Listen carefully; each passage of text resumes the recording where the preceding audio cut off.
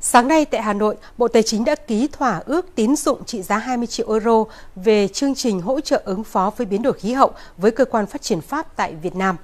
Đây là khoản hỗ trợ ngân sách lần thứ tư đã đưa tổng cam kết hỗ trợ ngân sách của Cơ quan Phát triển Pháp tại Việt Nam cho chương trình hỗ trợ ứng phó với biến đổi khí hậu lên mức 80 triệu euro. Ứng phó với biến đổi khí hậu là một trong những định hướng chiến lược hoạt động của Cơ quan Phát triển Pháp tại Việt Nam. Trong 20 năm qua, tổng cam kết hỗ trợ phát triển chính thức của cơ quan này tại Việt Nam đã đạt mức 1,5 tỷ euro cho 70 dự án phát triển, góp phần ứng phó với biến đổi khí hậu và thích ứng với những tác động của biến đổi khí hậu. Phát biểu tại lễ ký kết, Đại sứ Pháp khẳng định Pháp sẽ tiếp tục hỗ trợ Việt Nam trong chiến dịch chống biến đổi khí hậu. Nhiều hoạt động trong phạm vi chương trình hỗ trợ ứng phó với biến đổi khí hậu có thể được chính phủ Việt Nam giới thiệu trong quá trình chuẩn bị hội nghị các bên về khí hậu lần thứ 21 sẽ diễn ra tại Pháp vào tháng 12 năm 2015.